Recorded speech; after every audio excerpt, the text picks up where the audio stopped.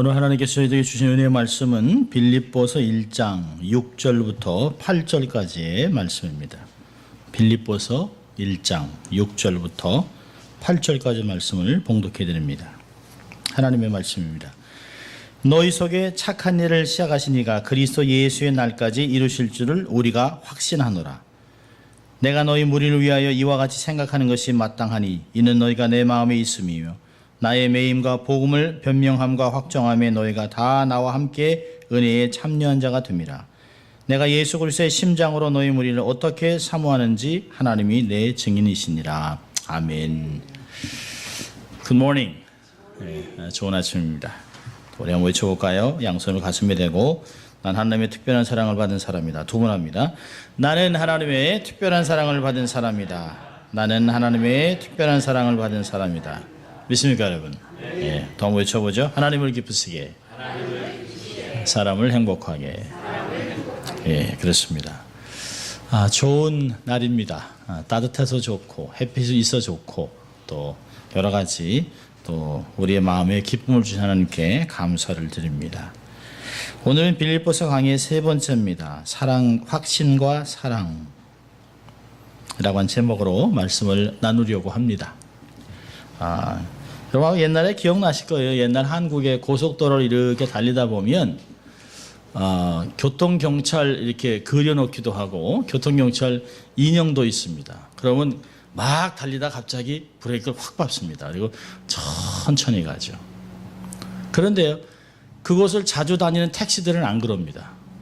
왜일까요? 그 가짜인지 너무 잘 알고 있거든요. 저 가짜야 가짜. 안 지나갑니다. 가짜인 줄 알기 때문에. 근데 한 번은 저희 선배 형님이 얘기하신 건데요. 한 번은 이렇게 고속도로 옆을 쭉 지나가는데 교통경찰이 오토바이를 옆에 딱 세워놓고 과속을 하는 그 차들을 다 옆으로 이렇게 뽑아서 티켓을 발부했습니다. 그런데 이 선배는 전혀 속도를 줄이지 않고 계속 달려요. 그러니까 후배가 형님 이러다 티켓 먹습니다. 지금 차들이 지금 몇 대가 잡혔는데 빨리 속도를 줄이라고. 그런데 이분이 뭐라 그러냐면 괜찮아 걱정하지 마. 저 경찰 나 못 따라와. 왜요? 그랬더니 저 오토바이 고장 난 거야. 저녁 때 되면 저 오토바이 트럭에 싣고 가. 그리고 하는 얘기가 저 사람 우리 옆집 살아. 너무 잘하는 거니까 오토바이 고장 난 것도 알고 쫓아오지도 못하는 것도 알고 너무 잘하는 것이에요. 그 사실 확신이라고 하는 것은 경험을 근거로 합니다. 내가 알고 있기 때문에 확신을 갖는 것이에요. 옛날에 이런 이야기도 있습니다. 하루는 꼬마가 아버지와 동물원에 갔어요. 사자 이게 사자 옆을 이렇게 지나갈 때 사자가 어르렁거리고 막 그냥 그 포효를 하니까 사자에 놀라서 어린아이가 막 울었습니다. 그 아버지가 아니 왜 울어? 아빠 저 사자가 막 소리 지르고 막 그냥 달려들라고 그래. 아빠는 사자가 안 보여? 그러니까 아버지가 예했습니다. 사자도 보이지만 철장도 보인다. 못 나와? 걱정하지 말어. 이 사실 미숙한 사람과 성숙한 사람의 차이입니다. 두려움은 확신이 우리의 삶에서 사라졌을 때 생기는 것이에요. 우리의 삶에 두려움과 공포와 낙심과 좌절과 이 우리의 삶의 우울증 같은 것은 우리의 삶에서 확실한 확신이 사라질 때, 믿음이 사라질 때 나타나는 현상들이라고 이야기를 합니다. 우리가 물건을 살 때 보면 몇십 달러짜리라도 사실 그 안에 보증서가 있잖아요. 물건을 보증해 주는 것입니다. 예수 그리스도의 십자가는 최대의 보증서입니다. 그러니까 십자가를 볼 때 주님이 우리를 구원하셨지. 여러분 이게 뭘까요? 최고의 보증서입니다. 이게 인증서. 천국이 있다고 하는 것, 하나님이 살아계신다고 하는 것, 그 하나님이 나를 사랑한다고 하는 것, 그 하나님 나를 위해서 이 많은 글을 쓰셨다, 사랑의 편지 썼다고 하는 이 보증서가 우리의 손안에 있습니다. 믿을 수 있길 바랍니다. 얼마나 감사한지 몰라요. 보증서를 갖고 살아가는 사람 뭐가 두렵습니까? 절대 가짜가 아니에요. 세상 사람이 안 믿는 걸 보면 아니 여기 보증서가 있는데 어찌 안 믿을까라고 하는 생각들을 우리가 하게 됩니다. 자, 오늘 본문을 좀 보시기 바랍니다. 1장 6절을 보면 바울의 확신이 있습니다. 놀라운 확신을 하고 있어요. 1장 6절을 같이 읽습니다. 너희 속에 착한 일을 시작하신 이가 그리스도 예수의 날까지 이루실 줄을 우리가 확신하노라. 예. 두 가지를 확신하고 있는데요. 첫째는 뭐냐면 하나님이 착한 일, 선한 일을 시작하셨다. 이미 과거입니다. 그리고 이것은 계속해서 분사형이에요. 지금까지 계속 지속되고 있다는 것입니다. 우리 안에 이루어진 착한 일, 선한 일, 하나님의 일이 계속해서 진행되고 있다라고 얘기하고 있습니다. 그럼 빌립보 교회는 사도 바울에 의해서 세워진 교회라고 말씀드렸습니다. 그렇지만 그 빌립보 교회는 사도 바울이나 신라에 의해서 세워진 교회가 아니에요. 그 빌립보 교회는 빌립보 성도들에 의해서 세워진 교회도 아닙니다. 그 빌립보 교회는 하나님의 착한 일로 인해서 교회가 세워진 것이에요. 성경 그렇게 얘기하고 있습니다. 빌립보 성도들 안에 정말 하나님을 전혀 모르던 사람들, 어둠 가운데 삶을 살았던 사람들, 하나님의 언약과는 아무 관계가 없었던 이방인들의 삶 속에 하나님이 어느 한순간 만세전에 계획한 일을 이루시기 위해서 착한 일을 시작하셨어요. 믿음이라는 걸 주셨습니다. 믿음이라는 걸 주시니까 복음을 듣고 반응합니다. 그리고 예수 그리스도를 영접하는 놀라운 일이 벌어졌습니다. 그것을 착한 일이라고 이야기하고 있습니다.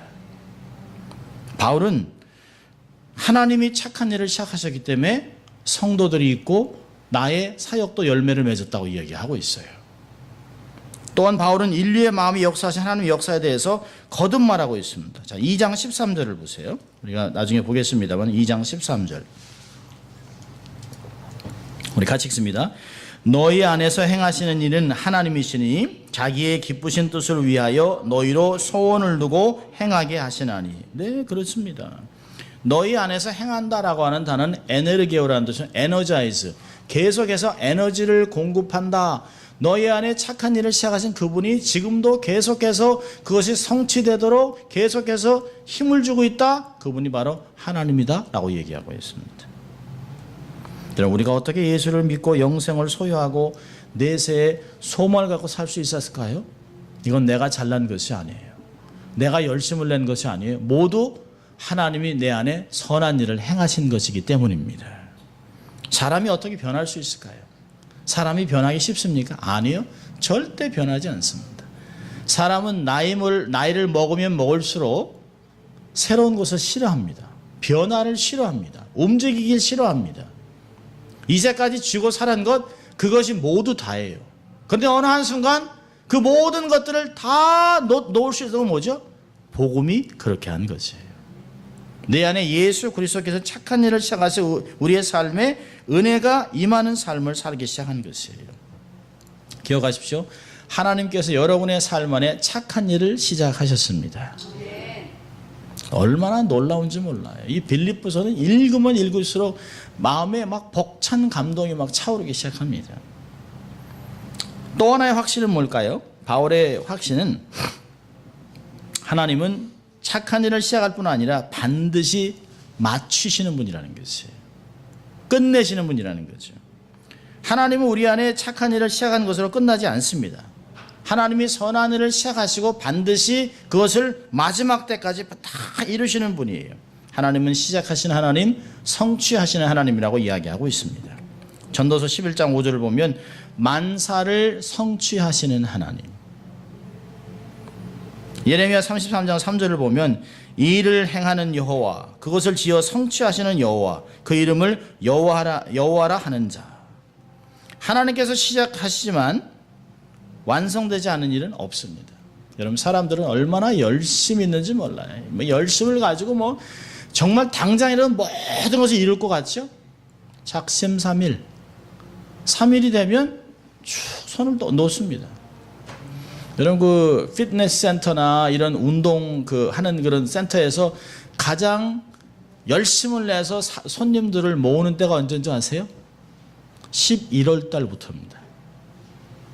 왜냐면 11월 달부터 사람들이 이제 막 먹기 시작하거든요. 땡스기빙, 크리스마스, 연초 해가지고 막 먹습니다. 그러면 그 절기 때마다 사람들이 즐거운 거 참 좋죠. 식구들 만나고 좋지만 이게 자꾸 이게 혁대가 막 늘어납니다. 막 살은 찌죠. 그러니까 운동하고 싶어요. 그래서 그 당시에 그 3개월 동안 1년의 멤버십을 다 모은다고 합니다. 그리고 나서 1월 달 되면 운동하는 피트니스 센터가 꽉 차요. 사람으로. 뭐 밟을 데가 없어요. 근데 3월 초부터 텅텅 비기 시작합니다. 텅텅. 안 가요. 귀찮아요. 그러니까 요즘은 아주 재밌는 그 피트니스 센터가 있어요. 한 달에 10불, 멤버십 10불입니다. 이니시에이션 피도 없고 10불이에요. 그러니까 사람들이 막 10불이니까 싸니까 조인을 해요.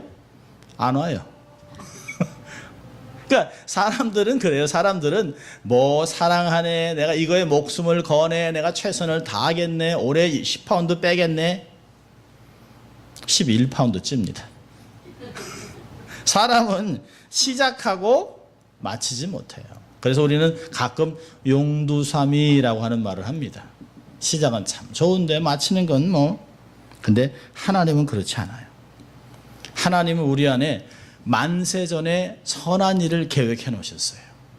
에베소 1장 3절에 만세 전에 이 모든 천지를 창조하기 전에 이미 우리를 계획해 놓으셨어요.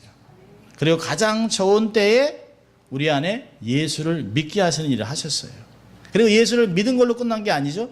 우리 안에 성장할 수 있도록 믿음을 더 주시고 성숙하게 하고 결국에는 하나님의 사람으로 영향력 있는 삶을 살 수 있도록 하나님이 우리를 빚어가고 있다는 것이에요. 절대로 잃어버리지 않습니다. 우리가 하나님께로 얻은 구원을 절대로 잃어버리지 않아요. 왜냐하면 구원은 하나님의 절대 주권 속에 있거든요. 그래서 이것을 영어 신학적인 단어로는 영원한 보증, eternal security라고 얘기를 합니다.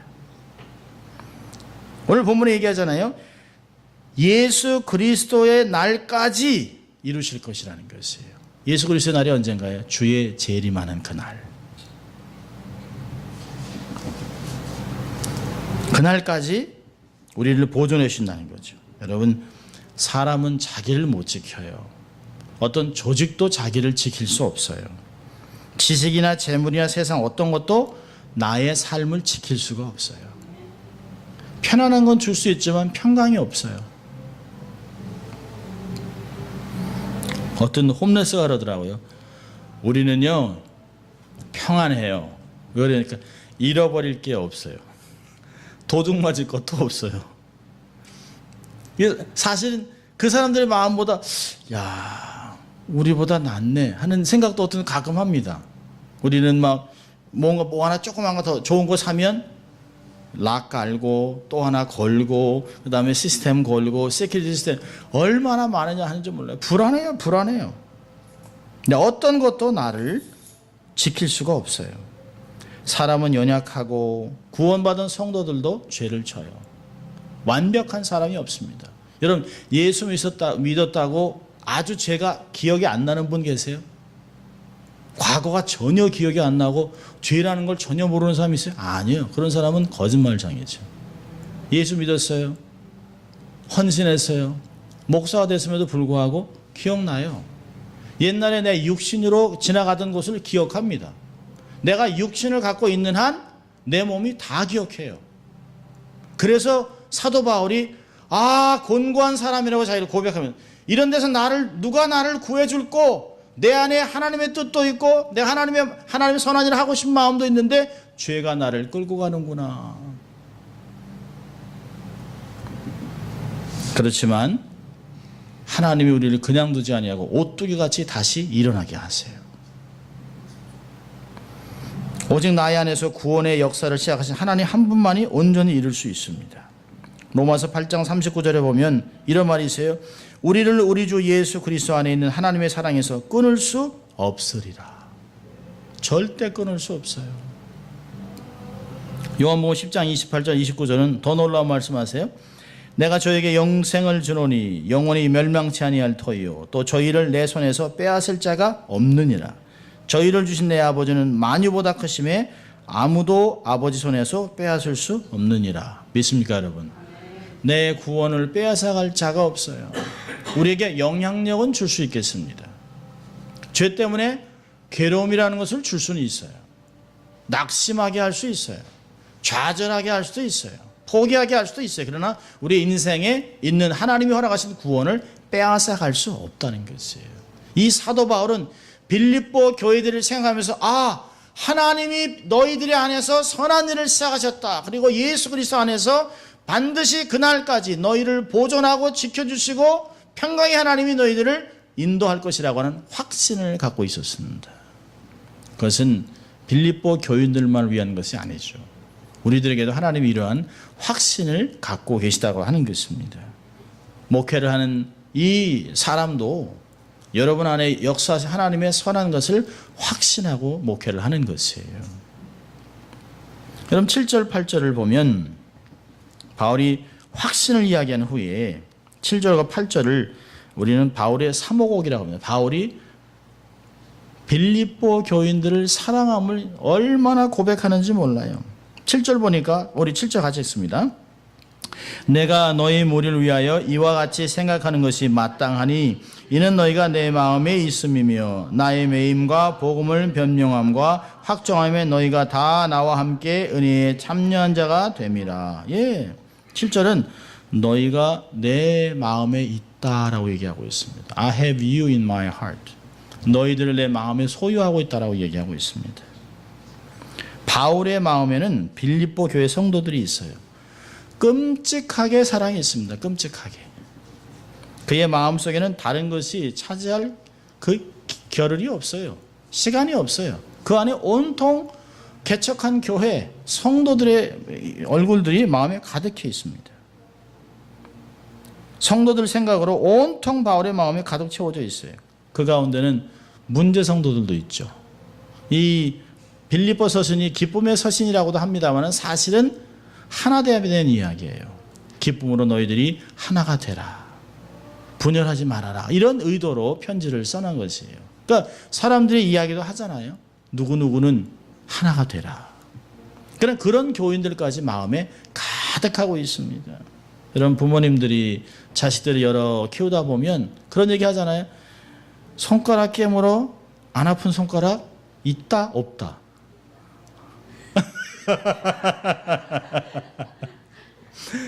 깨물어서 안 아픈 손가락 없죠. 특별히 또 잘 나가는 자식은 잘 나가니까 감사해요. 그런데 늘 빌빌거리고 이거 하는 것마다 힘들고 그냥 형제들 모임하면 그냥 기죽어 있는 자식을 보면 그 부모 마음은 온통 그 자식한테 가 있습니다. 그래서 정말 잘 사는 자녀들이 이렇게 용돈을 주면 다 모아놨다가 그 기죽어 있는 아들을 몰래 불러가 주머니에 쑥 돈도 넣어주는 거죠. 가서 밥도 좀 사 먹고 자식들 좀 먹이고 좀 그래라. 힘들면 엄마한테 얘기해라. 엄마가 막 반지도 팔고 하면서 자식을 다 먹이는 거예요. 다 사랑하지요. 다 사랑하지만 다 잘 살면야 무슨 걱정이 있겠어요. 사도 바울도 정말 신앙생활 잘하는 교우들 하나님 감사합니다. 근데 그 중에도 약한 교우들 이게 서로 이렇게 막 경쟁하는 성도들 보면서 그들도 다 마음에 있는 거죠. 같이 기도하고 사랑하는 여전히 사랑하고 있습니다. 젊은 사람들이 사랑하기 시작하면 삶이 바뀌어요.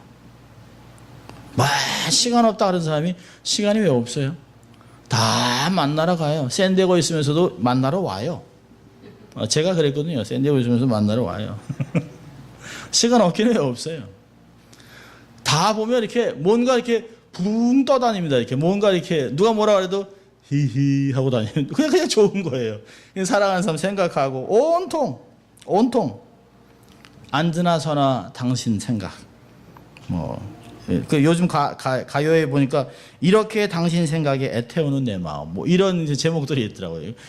그러니까 얼마나 생각하면 그렇게 했습니까? 어떤 사람은 사랑하는 사람 얼굴을 베개에게 자수를 놓아서 잘 때 이게 안고 잤답니다. 저는 안 그랬어요. 저는 안 그랬습니다. 파리의 연인이라는 그 옛날 드라마가 있었는데요. 그 드라마에서 유명한 말이 있습니다. 유행된 말이 있어요. 이 안에 너 있다. 이 안에 너 있다. 사도 바울이 그렇게 얘기한 거죠. 내 안에 여러분들이 있습니다. 근데 사실은 이 헬라어 원문을 보면 꼭 이렇게만 번역되지 않습니다. 헬라어에는 이게 여러 가지 그 번역이 될 수 있는데요. 개역 성경에는 번역된 원문은 두 가지로 번역되는데, 첫째로는 내가 여러분을 나의 마음에 품고 있기 때문에 라고 하는 것도 있지만, 두 번째는 여러분들이 나를 여러분의 마음에 품고 있기 때문에 라고 하는 두 가지 번역으로 다 될 수 있습니다. 근데 두 가지 번역 중에 우리 개역 성경은 개역 성경과 영어 성경은 첫 번째 번역을 따랐습니다. 그렇지만 헬라 말은 우리말이나 영어만큼 어순이 중요하지 않다는 것을 우리는 기억해야 합니다. 그 구절은 두 번째 번역처럼 의미 위주로 번역하는 것이 훨씬 더 적합해요. 그들이 사도 바울을 마음에 품고 사랑했기 때문에 사도 바울이 힘들고 어렵고 감옥에 있는데도 불구하고 그에게 사랑을 표현하고 그에게 필요한 선교헌금을 보내고 그들과 함께 전도와 선교에 열심을 냈다는 것이에요. 자신의 감옥 생활과 복음 증거에 동참했다는 내용이 그들이 바울을 마음의 품에 품고 있다고 하는 것을 근거가 될 수 있습니다. 그래서 얘기하잖아요. 7절 뒷부분에 나의 매임과 복음을 변명함과 확정함에 너희가 다 나와 함께 은혜에 참여한 자가 됐다. 코이노니아, 순 코이노니아, 함께 동참하는, 함께 교제하는 자가 됐다라고 우리에게 얘기하고 있습니다. 빌립보 성도들은 사도 바울을 신뢰하고 존경했기 때문에 그의 그 전도 사역에 참여하고, 그리고 바울이 고난과 복음의 길을 갈 때 안심하고, 오히려 걱정하고 근심하고 무슨 죄 때문에 이렇게 걱정하지 않고 오히려 은혜에 동참하는 자들이 됐다는 것이에요. 감옥살이 하는데도, 재판을 받고 있는데도 그 기도와 헌금으로 동참하고 기도 때마다 함께 했다라고 이야기합니다. 사도 바울이 그 감옥에 있는 걸 이야기하고 사람을 보내고 헌물을 보내고 계속해서 연결되어 있던 것을 이야기합니다. 어쨌든 간에 이 말을 보면 사도 바울과 빌립보 교인이 얼마나 서로들을 사랑했는지 몰라요. 정말 우리 교회가 본받아야 될, 지금 현대 교회들이 본받을, 교회들마다 목회자와 교인들이 막 서로 막 번민하고 싸우고 분열하고 이런 것이 아니라 이 교회같이 정말 목회자 마음에 성도들이 가득 들어있고 성도들 마음에는 목회자가 들어있는 그런 삶을 살아야 될 것입니다. 7절에서는 그렇게 얘기하고 있어요. 내 마음에 여러분들이 있습니다. 두 번째로는요, 8절을 보면 내가 예수 그리스도의 심장으로 너희를 어떻게 사랑하는지 사모하는지 하나님이 내 증인이시라 얘기하고 있습니다. 바울은 빌립보 교우들을 모두 자신의 마음에 담아두고 있다고 했고요. 더 나아가서는 자기가 사모하는 차원임을 말하고 있습니다. 여기서 사모한다는 말은 헬라어 단어는 베드로전서 2장 2절을 보면 갓난아이가 젖을 사모한다라고 하는 단어와 똑같아요. 여러분, 갓난아이가 젖을 사모하는 거 보면 어때요?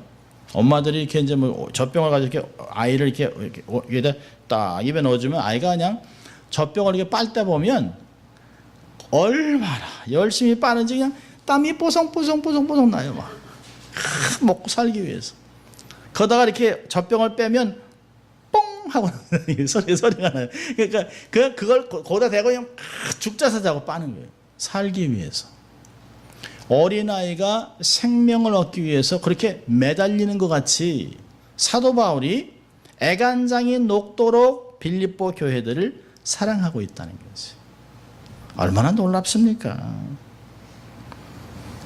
바울은 빌립보 교회 성도들을 그렇게 인간적인 마음으로 사랑하는 것이 아니에요. 이게 뭐라 그럽니까? 내가 예수 그리스도의 심장으로 너희를 사랑한다. 그리스도의 심장으로 사랑한답니다.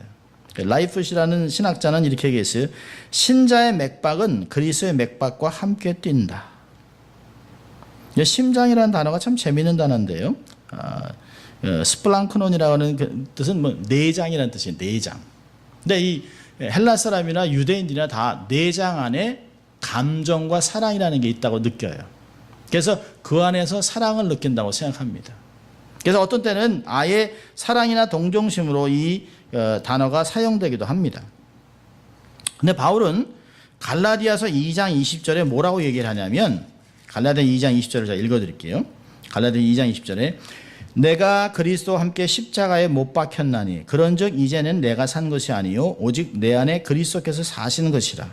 이제 내가 육체 가운데 사는 것은 나를 사랑하사 나를 위하여 자기 몸을 버리신 하나님의 아들을 믿는 믿음 안에서 사는 것이라. 자, 그렇다면 자기의 삶 전체의 삶의 주체는 누구라고요? 그리스도. 자기 안에 사시는 분이 예수 그리스도. 자기의 심장은 누구의 심장이에요? 예수 그리스도의 심장이라는 것이에요. 자기가 사람을 인간적인 감정으로 사랑한다. 여러분, 인간적인 사랑과 감정은 변할 수 있어요. 불타는 사랑을 하고 막 그냥 그 사람 없으면 죽을 것 같은데도 권태기가 와요. 아니 저 사람들이 왜 저러지? 아니 옛날엔 죽고 못 살더니 아니 뭐 10년도 안 돼가지고. 그게 사람들의 사랑이에요. 그런데 여기서 뭐죠? 누구의 심장으로요? 내 심장이 아니에요. 예수 그리스도의 심장으로. 자기의 힘으로 사랑하는 것이 아니라는 것이 예수 그리스도의 심장으로 내 안에 삶의 주인이신 내 심장은 바로 예수 그리스도의 심장, 이 심장으로 너희들을 내가 사랑한다라고 이야기하고 있습니다. 근데 또 한편으로는 마태복음 9장 36절을 보면 예수님이 무리를 보시고 목자 없음을 불쌍히 여겼다라고 하는 단어가 똑같은 단어입니다. 이 단어가 심장이라는 뜻이에요. compassion.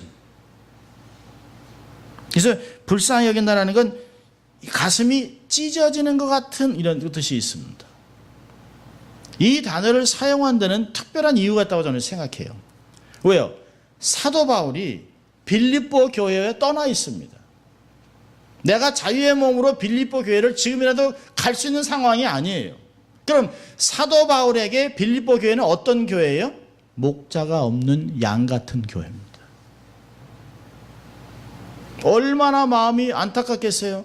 교회 어려움을 들었을 때 내가 당장이라도 달려가서 여러분 다 모이세요. 사실은 말씀으로 이렇게 삶을 이렇게 살면 안 돼요. 하나 여러분 얼마나 사랑하지 아세요? 이렇게 막 격려하고 위로하고 교회를 세워놓고 싶은데 자기가 갈 수가 없어요.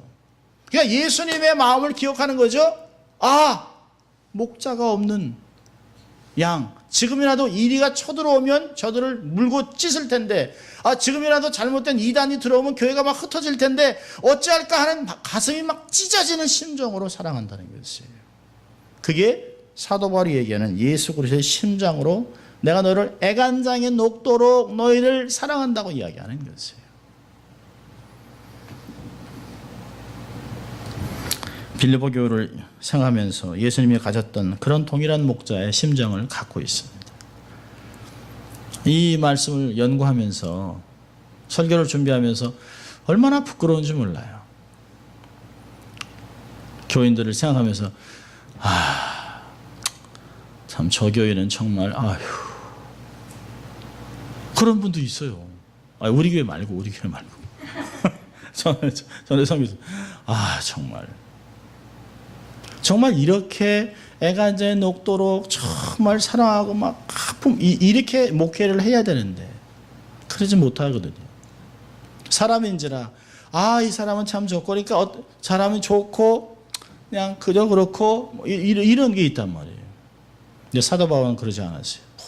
모든 교우들을 인간적인 사랑으로 사랑한 것이 아니라 예수 그리스도의 심정으로 목자의 심정으로 양무리들 생각하면서 주님이 내 양무리를 쳐라라고 한 그 말씀을 생각하고 큰 목자장에 오시면 그 앞에 상급받기 위해서 작은 목자로 예수 그리스도의 삶을 그대로 살아내기 위해서 살았던 모습을 보면서 정말 목회자가 이렇게 살아야 할 텐데 이런 말씀을 가르치고 이런 말씀을 마음에 새긴다면 어찌 목회자들이 그런 죄 가운데 살아갈 수 있겠습니까?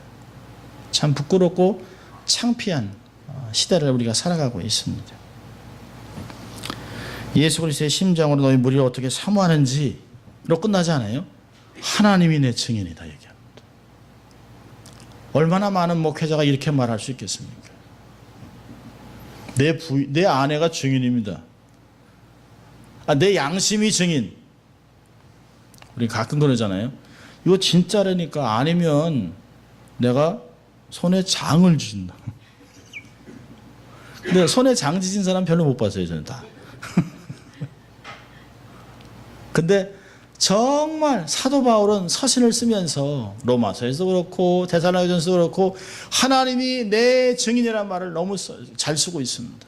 참 대단한 거죠. 깨끗한 양심으로 하나님 앞에서 올곧이 삶을 살아가면서 성도를 살아가면서 하나님이 사랑하는 걸 그대로 살아가니까 하나님이 바울의 삶을 인정해 주는 것이에요. 하나님 맞죠? 하나님 제가 사랑하죠? 하나님 증인이죠? 여러분 내가 여러분 사랑하는 거 하나님이 증인이에요 라고 얘기합니다. 얼마나 멋진 목회자입니까? 그리스도의 마음으로 바울이 열정적으로 빌립보 교회를 사모하고 있습니다. 그 증인이 하나님이라면 그 이상의 보장은 없어요. 최고의 절정의 표현입니다. 여러분 사도 바울이 교회를 위해서 항상 신실한 자들을 가질 수 있었던 것도 사람에게 원인이 있는 것이 아니에요. 그들이 주는 재물이 좋아서 그런 것이 아니에요. 그들이 똑똑하고 잘났기 때문에 그런 것이 아니에요. 빌립보 교회가 탁월하기 때문에 그런 것도 아니에요. 하나님이 그 교회를 시작하셨기 때문에 그런 것이에요. 그리고 자기가 없음에도 불구하고 그 교회를 지켜주시는 하나님이 있기 때문에 감사한 것이에요. 그 교회 속에서 한번 사역을 할 수 있었던 그 특권이 너무 감사하기 때문에 하나님께 기도하고 있는 것입니다. 원인은 모두 다 하나님께 있었습니다. 하나님이 없었다면 교회와 목자의 관계가 없어요. 하나님이 없다면 교회와 교인들의 관계가 없어요. 여러분 하나님이 없다면 이게 한인회지 교회입니까? 하나님이 없다면 끈끈한 정이 중요한 것이 아니에요. 우리가 끈끈한 정이 하나님께로 고정되어 있지 않다면 이건 교회가 아닙니다. 그냥 한인회 모임이에요. 여러분 세상 사람들 우리보다 더 친할 수 있어요.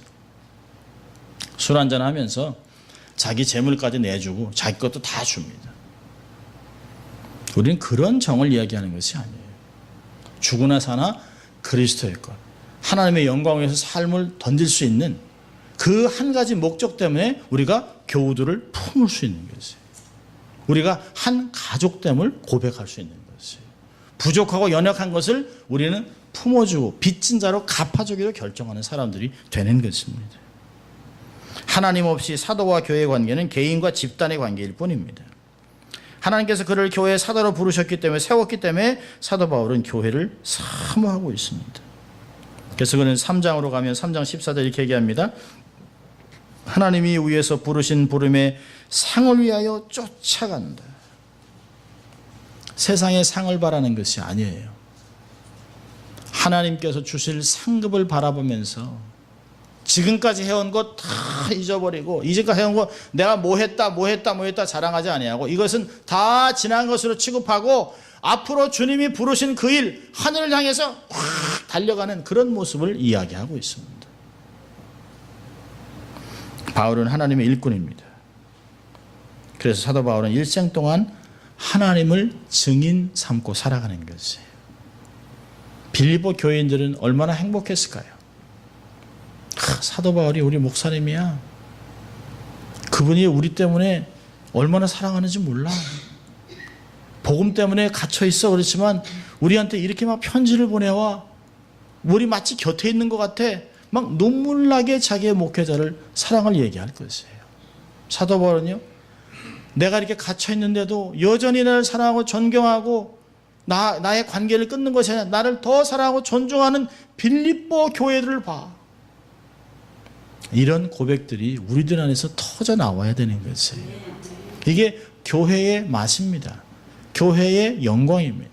교회가 맛볼 수 있는, 세상에선 전혀 느낄 수 없는 하나님의 은혜가 교회 안에 있다라고 하는 것이에요. 다음 주에는 이 사도 바울이 목자의 기도를 9절부터 11절까지 합니다. 놀랍습니다. 굉장한 내용들입니다. 자, 오늘 두 가지만 적용하고 말씀을 마치려고 합니다. 첫째로는 하나님의 사랑을 확신하고 사세요. 하나님의 사랑을. 여러분 우리가 매주마다 하잖아요. 나는 하나님의 특별한 상을 받은 사람이다. 이건 성경에서 나온 이야기예요. 성경에서. 그냥 하는 것이 아니에요. 마음에 새겨지고 귀에 새겨지고 우리의 삶에 새겨지도록 하는 것이에요. 나의 구원은 하나님의 사랑의 결과물입니다. 변화되지 않어요. 치료되지 않고 유효 기간이 없습니다. No expiration date.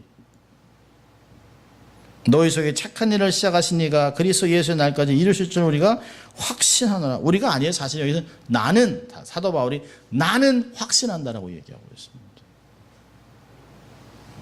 하나님의 사랑을 확신하면, 그걸 확신하고 살아가면 우리 안에 왜 우울해집니까? 우울했다가도 바로 변할 수 있죠. 왜 미래가 두려워요? 바로 바뀔 수 있죠. 아니, 사랑하는 하나님이, 사랑하는 부모님이 내 삶을 안 지켜줍니까? 자식들은 아무 걱정 안 해요. 쿨쿨 잡니다. 밤새 부모가 다 만들어 놓는 것이에요. 그게 하나님의 사랑입니다. 두 번째는요, 그래서 서로 사랑해야 합니다.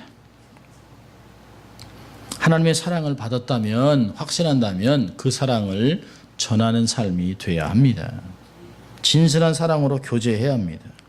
요한일서 4장 10절은 이야기합니다. 사랑은 여기 있으니 우리가 하나님을 사랑하는 것이 아니요 오직 하나님 우리를 사랑하사 우리 죄를 위하여 화목제로 그 아들을 보내셨습니다. 사랑하는 자들아, 하나님이 이같이 우리를 사랑하셨은즉 우리도 서로 사랑하는 것이 마땅하도다. 요한일서 4장 7절은 이렇게 합니다. 사랑하는 자들아, 우리가 서로 사랑하자. 사랑은 하나님께 속한 것이니 사랑하는 자마다 하나님께로 나서 하나님을 알고 하나님의 사랑을 확인했다면 사랑하고 사셔야 돼요. 사랑은 그냥 뜬금없이 이런 것이 아니에요. 사랑한다면 구체적으로 용서하고 용납하고 받아들이고 인내하고 기다려주고 참아주고 희생하는 것이에요. 부모의 사랑이 가장 하나님의 사랑과 가깝습니다. 부부의 사랑은요, 하나님의 사랑과 그렇게 가깝지 않습니다. 무조건적인 거죠. 무천이라고 하죠.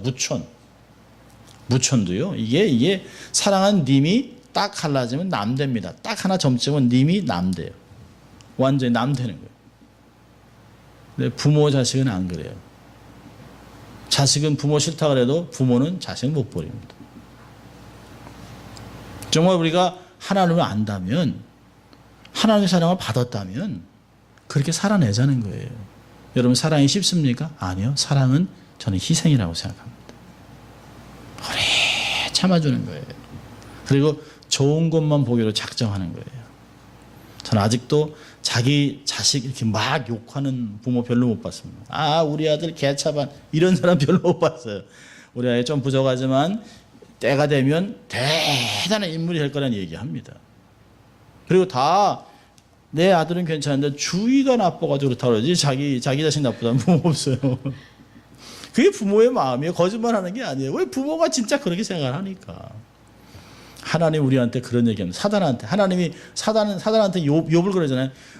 야, 네가 욥을 봤어? 이렇게 경건한 사람 봤어? 이렇게 하나님 자랑합니다. 하나님이 우리를 그렇게 자랑하세요. 비전교회 봤어? 네, 이렇게 살아간 사람 봤어? 이렇게 얘기합니다. 당당하게 한 주를 살아가면서 사랑을 유통하는 여러분 되시길 주의 이름으로 축원합니다. 기도하겠습니다. 하나님 아버지, 감사합니다. 오늘도 하나님 저희들을 부르셔서 하나님이 우리 안에서 시작하신 놀라운 일을 기억하게 하시고 또 계속해서 결국에는 이뤄나갈 것을 확신하고 이 사랑을 기억해서 우리도 사랑을 세상에 흘려보내는 축복의 통로가 될 수 있도록, 사랑을 유통하는 자들 될 수 있도록 하나님 축복하여 주시옵소서. 감사하고 예수님 이름으로 기도합니다. 아멘.